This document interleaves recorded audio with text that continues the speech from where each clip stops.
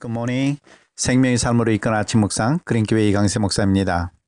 어제는 예수께서 갈릴리를 떠나 두로와 시돈 지방에 가셨다가 거기에서 귀신 들린 딸을 고쳐달라고 간청하던 여인을 만나게 된 이야기를 나누었습니다. 자녀의 떡을 개들에게 주지 않는다면서 예수께서 거절하시자 화를 내거나 좌절하지 않고 계속해서 말을 합니다. 주님, 그 말씀이 맞지만 개들도 주인의 상에서 떨어지는 부스러기를 먹지 않습니까?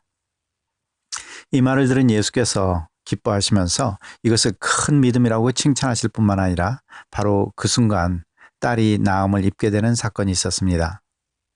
오늘 읽게 되는 29절부터 39절에는 예수께서 다시 갈릴리 호수 주변으로 가셨다고 기록되어 있는데요. 마가복음에 따르면 두로 지경에서 나와서 시돈을 지나고 데가볼리 지경을 통과했다고 구체적으로 언급하고 있습니다. 학자들은 예수께서 헤롯 왕과의 마찰을 피하기 위해서 갈릴리 지역을 의도적으로 회피하셨을 것이라고 추측을 합니다. 분명한 것은 예수께서 가시는 곳에 많은 군중들이 몰려왔는데 그들은 대부분 서지 못하는 사람, 맹인, 손 마른 사람, 못 듣는 자, 그 밖에 많은 병자들을 데리고 예수님의 발 앞에 늘어놓았습니다. 여기서 주목할 것은 30절입니다. 영어 성경에 따르면 They laid them at his feet and he healed them. 예수의 발 앞에 데려와서 앉힘에 예수님께서 고쳐주셨다는 겁니다. 불편함과 고통 가운데 살아가던 그들이었습니다. 제대로 치료도 받지 못했을 병자들을 데려와서 예수 앞에 내려왔는데 예수께서 고쳐주셨다는 것입니다. 서지 못하는 자를 설 수 있도록 해주셨고 보지 못하는 자들을 볼 수 있도록 고쳐주신 것입니다. 손이 마르고 뒤틀어진 사람을 고쳐주셔서 소생시켜 주신 것입니다. 듣지 못하는 자가 들을 수 있게 된 것입니다. 막연한 바람은 있었지만 지금껏 이루어진 일이 아니기에 상상조차 할 수 없었던 일을 그들의 목전에서 보고 경험하게 된 사람들의 놀라는 그런 반응이 31절에 있는데요. 무리가 보고 놀랍게 여겨 이스라엘의 하나님께 영광을 돌리니라. 이 대목에서 이 군중들이 바로 이방인이라는 것을 알 수가 있는데요. 메시아가 와서 그들을 구원할 것을 바라고 기다리던 유대인들은 예수께서 하시는 일을 보고 귀신의 힘을 빌려서 병을 고친다고 합니다. 그러나 본문에 등장하는 이방인들은 예수께서 하시는 치유 사역을 보고 이스라엘의 하나님을 찬양하고 있습니다. 하나님을 안다고 생각하던 유대인들의 교만한 마음이 하나님께서 하시는 일을 보고도 깨닫지 못하게 됩니다. 하나님의 마음과는 상관없이 행하던 그들의 전통이 오히려 하나님께서 하시는 일을 듣고도 마음을 열어서 찬양하기는커녕 예수를 해치고자 합니다. 그런데 이방인 군중들은 순전한 마음으로 이스라엘의 하나님을 찬양하고 있었습니다.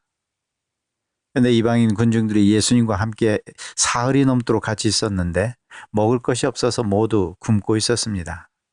그것을 본 예수께서 제자들을 불러서 안타까운 마음을 32절에서 이야기해 주십니다. 내가 무리를 불쌍히 여기노라. 그들이 나와 함께 있은지 이미 사흘임에 먹을 것이 없도다. 길에서 기진할까 하여 굶겨보내지 못하겠노라. 그들을 보면서 마음 아파하시는 주님의 마음을 이해할 수 있을 것 같습니다. 간혹 어느 집을 방문했을 때 그냥 인사말이 아니라 식사하고 가라는 권유를 받을 때가 있습니다. 변변한 찬거리가 없어서 미안해하면서 따뜻한 밥을 준비하는 그분들의 마음에서 예수님의 모습을 보게 됩니다. 예수께서는 굶은 채 돌려보내고 싶어 하지 않으십니다. 왜냐하면 그들이 도중에 맥이 빠져서 쓰러질까 걱정하시는 것이지요. 앞서 유대인들을 위해서 오병이어의 기적을 베풀어 주셨던 예수께서는 데가볼리 지경의 이방인을 위하여 똑같은 은혜와 기적을 베풀어 주십니다. 이번에도 가진 것이라고는 빵 7개와 작은 생선 몇 마리 뿐이었습니다. 그러나 그들이 가진 것이 많든 적든 개의치 않으시고 그것을 받아 드시고 감사 기도를 드린 다음에 제자들에게 주어서 군중들에게 주도록 했는데요. 먹은 사람이 여자와 어린아이들은 관례에 따라서 세지 않고 장정만 세어보니 4,000명이었다고 하니 최소한 10,000명이 넘는 사람들이 먹은 것입니다. 이 사건을 통해서 사흘이 넘도록 금식 아닌 금식을 하고 있었던 백성들을 보면서 안타까워하시는 예수님의 마음에 우리들의 마음도 찡합니다.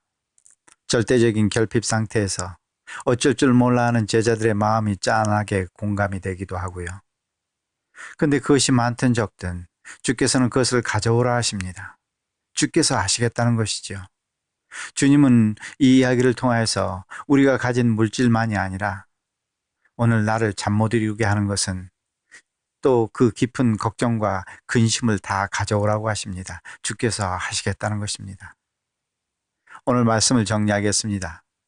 예수님께서는 예수께 나오는 사람이 유대인이든 이방인이든 차별하지 않으십니다. 우리는 다양한 믿음의 배경을 지니고 있습니다. 모태부터 믿음의 환경에서 자란 분도 계시고 어려움을 통하여 주님을 알게 된 분도 계십니다. 믿음 생활을 30년 하신 분도 있고 3년 하신 분도 있습니다. 온 가족이 신앙생활을 하신 분도 계시고 혼자서 교회 다니시는 분도 있습니다. 그러나 오래 믿었다고 자만할 것도 아니고 혼자서 신앙생활 한다고 해서 낙심할 일도 아닙니다. 어떤 신앙적 배경이 있느냐가 중요한 것이 아니라 그 마음과 삶에 예수님을 영접하고 사느냐 하는 것이죠. 우리는 모두 하나님의 은혜로 말미암아 자녀가 된 사람입니다. 자랑할 것이 우리에게 있는 것이 아니라 우리를 불러주신 하나님께 있다는 것입니다. 우리는 주님께 기도하기 위해서 이 자리에 나왔습니다. 각자 이웃을 위해서 드리는 기도가 있을 겁니다. 사랑하는 가족일 수도 있고 교우일 수도 있고 친구나 직장 동료일 수도 있습니다.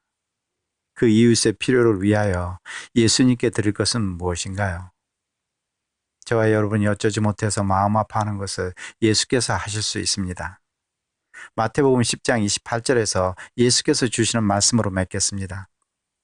수고하고 무거운 짐진 자들아 다 내게로 오라. 내가 너희를 쉬게 하리라. 나는 마음이 온유하고 겸손하니 나의 멍에를 메고 내게 배우라. 그리하면 너희 마음이 쉼을 얻으리니 이는 내 멍에는 쉽고 내 짐은 가벼움이라. 오늘도 주를 바라보고 주님 안에서 쉼을 얻고 주님 원하시는 삶을 힘써 살아가시는 저와 여러분이 되기를 바랍니다. 아멘.